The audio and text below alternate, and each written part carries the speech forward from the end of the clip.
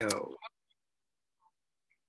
Hi, my name is Michael Bean, and I am a professional acting teacher. I've been acting for about 20 years now. I've been teaching acting for about 20 years now. And today is your free lesson for myfreeactingclass.com. Today, we're going to be going over scenes from the course pack. Let me show you what I've been doing lately is every month I've been putting up new scenes. So if you went to myfreeactingclass.com, ta-da, there it is. And you were like, oh, okay, that's interesting. Now let me scroll down. You would find Tuesdays, camera skills, and blah, blah, blah, blah, blah. Right here, the June 2021 practice scripts. This little blue thing means that it's a link. You click there, it'll take you to a PDF that I'm going to show you today. So that's the PDF of all of the practice scenes. So if you were to go to that PDF, you would find this. Myfreeactingclass.com. There's story questions. These are the questions that we're going to look at today. As simple as possible, circumstances, it's the 5 W's, style, story, relationship, arc or beats, and objective. There's of course lots more decisions that you can make, but in a pinch, I'm trying to make it as straightforward as possible. This is where I recommend that you start. You can spend plenty of time on these, and especially if you get specific about them, then you can find a lot of good stuff. So if we go through here, there's a scene from Ramona and Beezus, a feature film that's kind of a fun little comedy. Morgan, this is for anybody who's in our 20 or 30s range. Although definitely somebody younger could do it just for the practice of it. It's a Hallmark movie of television, comically sad woman dressed as a Christmas elf. If we keep going, we find the one that we're going to work on today is from The 100, TV series, drama, mystery, sci-fi. There's a female character who's 20 plus, really could be any age, that is 20 or over. And then the last script on here is the one that we looked at last time, one of the ones we looked at last time, which is a monologue, female 20 plus from a TV movie called Introducing Lenny Rose. Now, let's back this up to Desa in The 100. Let me pop out of this share for a moment. What we're going to do is we're going to start by reading the script. I will read the stage direction, which is basically everything that is not the character's lines, and then we'll go into workshopping. Today we have Caitlin and Christina, who both volunteered to help me out with telling the story physically. You'll see that the reason I chose the script is because it's got some really interesting physicality to it. So let's start by just looking at the script and then kind of go from there. Let's do this. Christina, I want you to read the character Desa, D-E-S-A, and Caitlin, you are going to read the character of Ellen. Does that work for you too? Excellent. And Anthony, you can vicariously participate by being the half dead guy they drag into the cave and kill. But you don't have any lines. But just, so that you feel energetically included. I'm teasing. Sorry, that's kind of graphic, isn't it? It's just in our imaginations. Nothing bad has happened to anyone. I was saying this to one of my classes recently that one of the wonderful things about, I actually am very sensitive to watching violent shows. I don't watch violent shows because I find the images stick with me so much, but all of that stuff is special effects. If you're actually on set, nothing terrible is happening to anyone. It's actually really fun. Right? I've been shot, I've been stabbed, I've stabbed people, I've shot people. I was beaten to death with a hammer on Supernatural last year. Right? Really fun. Because nobody actually hits you or hurts you, and you don't actually hit or hurt anyone. You get to be behind the scenes, and that's where the fun is really happening. And there's a certain amount of delight, to if you ever watched somebody sort of being terribly evil on camera, doing evil things, and you're like, oh, it's what's so creepy is just how much fun they look like they're having. Well, yeah, if you're on set, you're not actually doing anything terrible to anyone. You literally are just playing a game. So of course you're having fun. It's the container of the script that makes it seem like you're a terrible person. And so, back to that central idea that I keep coming back to in our lessons, that character is an illusion. It is a very compelling illusion. It's an illusion that I want you to be able to take advantage of as much as possible, but it's an illusion. You don't have to like magically become the character. You just have to find the parts in yourself that help you find the emotional experience, and then go into the story and say the words. Tell the story. Anthony, you don't have words to say in this one, but I'll show you what your part is. So here we go. So The 100 TV series. Now style, this I just lifted from imdb.com, which I'm going to show you later, the Internet Movie Database.com. If you don't know about this resource, highly recommend that you explore it and check it out. Interior, cave, day. Desa stands frozen in horror, fear leaking into her eyes as she stares at a man caught in their bear trap. That's you, Anthony. Just inside the cave, bloody and mangled, he's writhing in pain. If you want for fun, Anthony, you can start by moaning. You can give some moan? Go for it. Anthony. Oh. Just give us an ah! Yeah, there. That was your part. You did so good. And then Caitlin, you have the first slide. Desa, help me. What do you want me to do? Grab his leg. Desa wills herself to push forward, grabbing the man's other leg. The two drag him deeper into the cave. Anthony, you could moan again while you're being dragged. Oh. How many are out there? Desa's real question: how many times do we have to kill? Hard to say. Why don't we talk to them? Why don't we talk to them? They don't want to talk, Desa. They want to kill us. Ellen sees the fear in Desa's eyes. She wants to soothe her. Instead, I need you to be strong. This is going to get bad. I need to know you can handle it.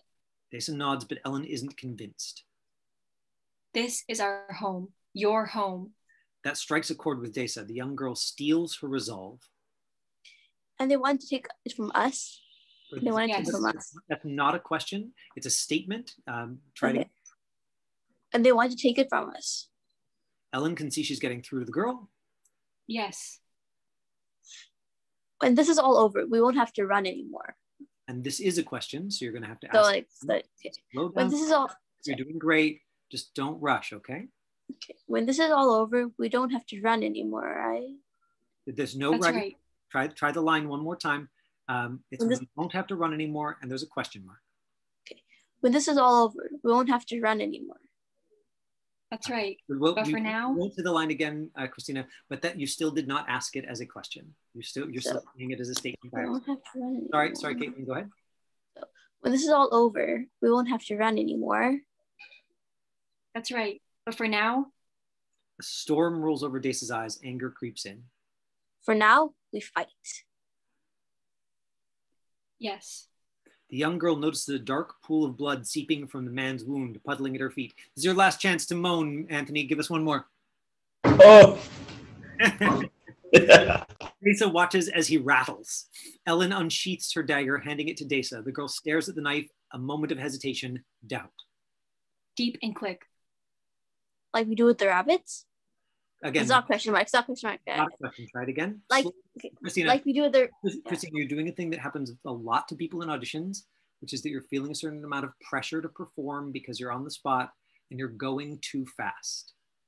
And so you need to slow down. Right now, I recommend taking a deep breath. Go.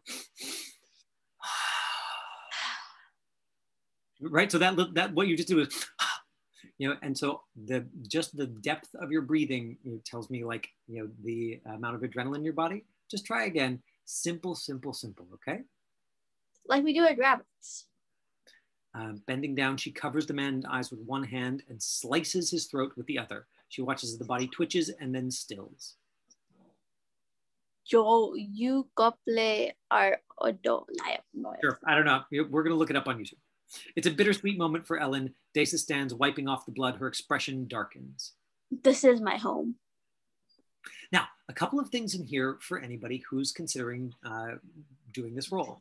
One of the reasons I put it up here is because it's one of my favorite scenes to work on because there's such strange physicality in it. You have to drag somebody into a cave. Then you have to take the knife and cut his throat. All of this gives us a great thing to sort of practice in class today. There's also The folks who are on Earth in the TV series The 100, it's a sci-fi series, speak something called grounder. And so there's a line in grounder. Now, thankfully, this is something they say all the time. And there's a whole YouTube compilation of people saying it. So we don't have to invent how to say it. And you wouldn't have had to in this because this was season 2 or 4 or 6 or something. Now, there are some one of the things I want to point out is that there's some really literary references in here, right? Like the writer is writing this so that anybody who's reading it, including the producers or the director or the people who are sort of the money behind this, understand what the characters are feeling. They are not giving the actors instructions. Writers typically don't do that. What they're doing is they're trying to paint the picture with words so that anybody reading is like, oh, I get what's happening. So what we've got here is the fear in Desa's eyes. That does not mean you have to do something weird with your eyes when you're acting. We've got the young girl steals her resolve, right? So these are the kind of things you'd read in a novel. They give us information. You do not, doesn't mean you do this reaction in this moment. It means that's just how the writer has to write it. They have to write words and then action because that's the normal formatting for a film and TV script. It's a trap to like passively listen and then go, and this is where I react because the writer told me to. And so we're reading it for information going, oh, okay, I see what's happening for this character. A storm rolls over Desa's eyes. Anger creeps in again, not something you have to do with your eyes. In fact, this is something you do with your whole body. This is something that you embody in a way that's right for you, but it is important information about the script, right? Same thing here, her expression darkens, right? The trap would be to feel like all of those are things that you have to do with your face, and they really aren't. Of course, you might express those in a way that shows up on your face, but obviously, but also you're going to tell that story with your whole body. So that's just part of the film and TV acting. And like I said, it is a certain amount of trap. So let's quickly go through the questions, and then I want to show you the physicality, and then we'll let you all out of here. So without spending too much time on it, here is the story questions again. Story questions. Circumstances, who, what, when, where, why, right? So you're in a cave, you're gonna have to decide who Ellen is, who you are, a little bit about like how you got there. If you're a big 100 fan, great, easy. Otherwise, you're just gonna have to make it up enough that you can imagine yourself there.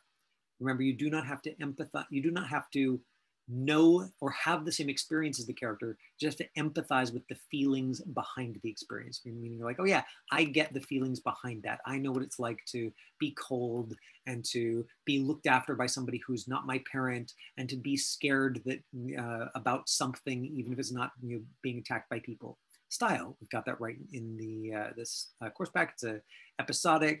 The tone and genre you would get by looking quickly at IMDb. Story from your perspective. So we'll stop quickly and look at IMDb just for a sense of the tone. Here we go, the 100. Okay, here we go. Serious, dramatic, and drama, mystery, sci-fi.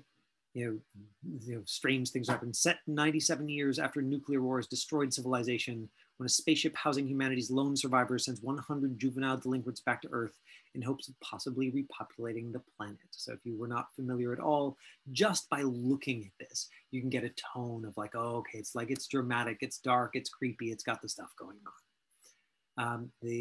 Because The 100 is a show that's been around for a while, anytime you're auditioning for something that's got multiple seasons, just go watch a little bit on YouTube, right? Like, do not show up for the audition having spent an hour or 2 hours practicing the lines, but 0 minutes looking at the style of the show. Style of the show is enormously important. And I think it's important to get that style of the show in your body, in your mind, before you start rehearsing the lines, before you start working it, because it's influential in the entire way you make your choices. Because if you didn't, you might be like, well, I guess Desa was camping, and then, right, you could make up a whole story that fits the script. And like Ellen is her teacher and they're being attacked by Vikings. Like you could make up a story that makes no sense, and not have a sense of like, oh, right, this is like this sort of weird post-apocalyptic Earth, where kind of everybody's, like fighting for their lives. Oh, okay, right, it's that kind of show, sci-fi. And so the style is really important. You know, if we were going to go back to this, we would say then, okay, the story from my perspective. Well, you know, the one person, you know, who I can trust, you know, and then like the attacking hordes, right? So like we're defending our home, you know, from attackers. Now, whether or not that's actually true in the story at large, like maybe actually Desa is being tricked. Maybe Desa, you know, is the one who is the invader. We don't know. And maybe if you're like a hardcore 100 fan, you're like, oh, I know. But if you're auditioning for this, you wouldn't know for sure. The important thing is to tell the story from Desa's perspective and use that to guide your interpretation and the choices you make around it. Relationship is the strong feeling about your or opinion about yourself, other people, objects, and events. Now, this is where you really want to spend your energy, is being really specific. So this, you're just like, cool, I'm gonna make my choices, boom, boom, boom, boom, boom. But then this is where you really want to put energy in. Strong feeling or opinion about yourself, objects, people, places. If you land those relationships, that's what's going to make it alive for you. It's not about, okay, here's the result that I want. I want to look like I'm scared. It's, I want to find something out here that I'm actually scared of. How your feelings or opinions change from beginning to end, arc, sometimes called, you'll often see this called beats, or sometimes you'll even see it written in the script, a beat. What I'm really looking for is what are the changes beginning to end? And an objective, what do you want the other person to do or feel? And now this is what's going to help you the most, because typically when you're doing an audition or reading a script, is you have one reader opposite you. So I would say, especially if you're recording an audition, pick a single objective, focus just on that reader. So if there's other characters, great, you know, but your objective isn't, you know, to kill the guy who's in the bear trap. Your objective is, what am I, if I'm Ellen, what am I going to make Desa do or feel? You know, if I'm Desa, what am I going to make Ellen do or feel? Am I, you know, am I playing take care of me, you know, to Ellen? Am I playing like, let's get out of here? Am I like, what kind of objective am I going to play towards Ellen? So there's your sort of quick rundown of the story choices. And Christine, I hope you decide to do Desa for us for next week's self-tape review. Be bold, be bold. And if you wanted to find that, just a reminder that on the My Free Acting Class website, in that same place that I showed you previously, you just email self-tapes to info@myfreeactingclass.com. You click here, it will take you to your email, boom. And then you can, and then I can review your self-tapes on Tuesday and give you feedback on the acting and on the camera setup.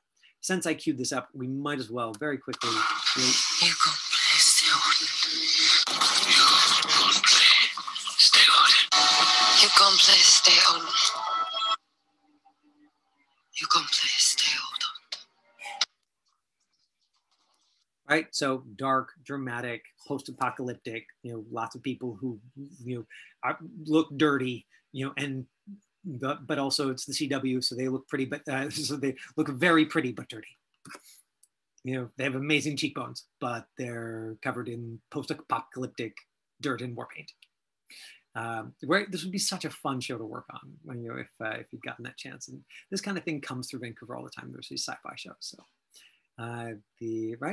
that's why it was one of the fun things about like doing the playing, right? You're not just being vulnerable. You also are like giving yourself a shot, you know, at having this sort of paid vacation of being on set, right? Like there's the practice for yourself of doing the acting, and then there's occasionally you get to go work on a TV show for real, and you'll find that that's so much easier than practicing, typically speaking. Right? Once you're there, you've got multiple people whose only job it is to back you up. Auditions, not so much. Auditions, there's 150 other people who have also submitted that 2-minute tape, you know, and would love that role. Once you're on set, there's several people whose only job it is to back you up, right? Well, okay, they're backing more people up than just you, but you have resources to draw on. Now, if Christina, can you arrange it yourself so you're standing up? Maybe you already have. Okay, perfect. And so if you were, so we've talked about this before, you know, but for physical activity, you want to keep it outside the frame, so where the camera can't see it. Exactly. So for dragging the guy's body into the cave, you might start a couple of steps off to one side. Yeah, good. And then turn and put him physically beside you, all the way on your left. All the way on your left. Yep. Turn. Good. Reach down, grab your own arm so you can give yourself lots of resistance and then pull, and then drag. God. Fun, you drop him, go, boom. And then you come in and there's a whole scene here, right? And then you'd have the eye line of like, oh my gosh, there's this guy at my feet who's like unconscious and bleeding. And then you're up here with me, you're doing the scene. Does that make sense? Right? So you wouldn't do, I'm gonna do a pretend dragging through the frame, because if you do okay, I'm gonna drag the thing through the frame and we see your hands are empty, doesn't work. Also, if you just pretend to give yourself that resistance, it's not nearly as effective as if you're actually doing the resistance, but just down where we can't see it, because we're like, oh wow, they're really struggling. And so you can cheat in that way with physical action. Now, for the same thing, for the cutting of the throat, what I would normally do for this, I would have a pencil, but for the moment you can just use your thumb and just keep it where we can't see it. Right, so you're going to reach out, so I'm going to hand you the knife. You're going to reach out, you're going to take the knife, it's your thumb. You're just going to look at your thumb, but down where we can't see it. You're going to look at your thumb like, oh God, right, bring it in front of you, Then you're going to take your other hand, look at me, Christina, as though that's the guy's throat. You're going to so you're going to grab him, and then you're just going to cut it along your palm. Right, and so that's the physical action, but then the importance that you give it, that's what really sells it, right? It's the like, oh God, no, I don't want. Okay, oh, he deserved it, that guy, right? So it's not like ew, it's like, there are layers and layers here, right? There's the like, this is my home. Okay, I'm defending myself, just like we do with the rabbits, right? And so try it, And then the line is, you gone play, stay out on. Wait, what and is if it? you say, you gone play, gone. stay out on. Just say anything kind of like that, okay? Yeah. Say it again. Say it to me. You gone play, stay out on. You gone place, you're gone.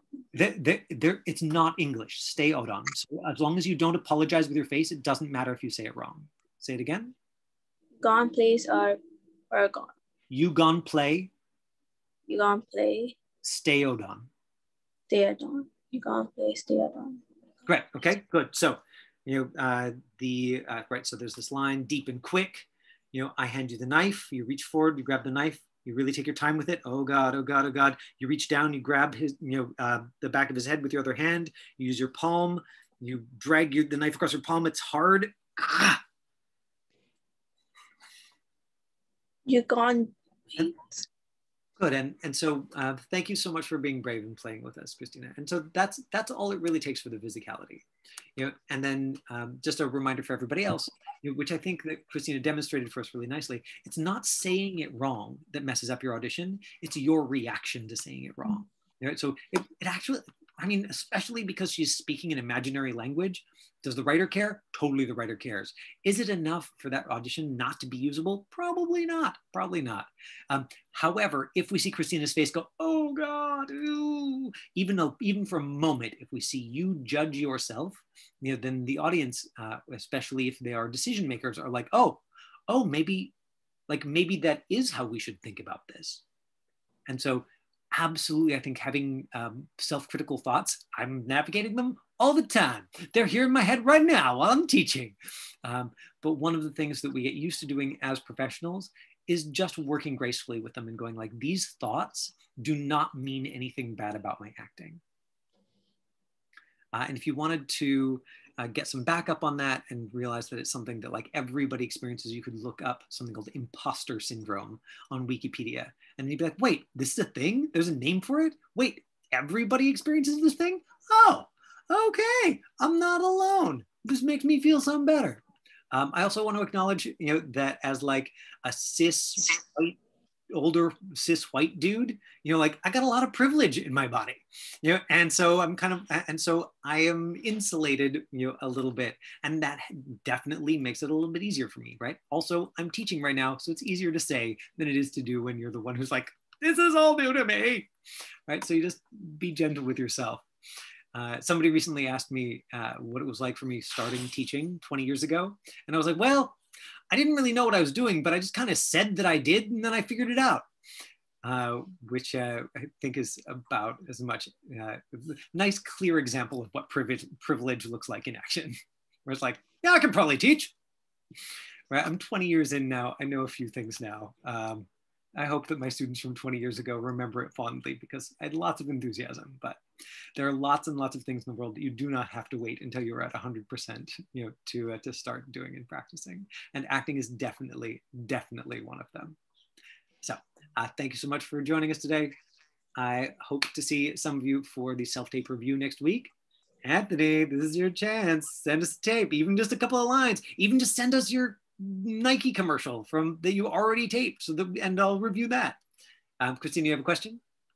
Okay, I'm not on mute. Okay, I just have two quick questions. For like when you're cutting the throat, do you like your whole action changes, right? To like you're confident in what you're saying. You're not like you're not saying it like you're like you feel bad. You're like confident because you're part of them now because you slit a guy's throat, right? For the gibberish.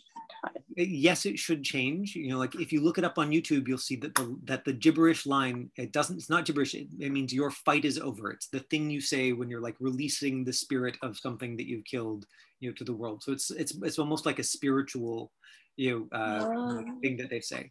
I don't want to oversimplify it. I don't want to tell you here's how the character feels about it because the script doesn't say that. But your basic idea of like, is there a change there once she's done that? Yeah. What we've got is like her expression darkens, I think is what it says in the script. How you interpret that or what you decide that means to you in the character, that's where the fun in this comes in. And what was your other question? Oh yeah, so is next week your last acting class? So next week's last, right? Next week I will be teaching Monday, Tuesday, Wednesday, and then we will be taking a break until September. So it is not my last ever free acting class, but it is the last one in the current format. And then we're going to be rethinking it over the summer and launching the new version of it in September.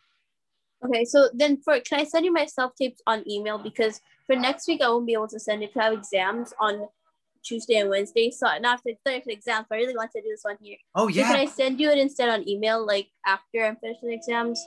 Sure. So you can just tell me if it's okay. Absolutely. Or you can, and if you get self-tapes, if you have time to do self-tapes between now and when your exams get crazy, like send them and I'll review them next Tuesday. And then you can watch it all on YouTube, even if you're not there to ask questions about it. Okay, thank you so much. Bye. Bye.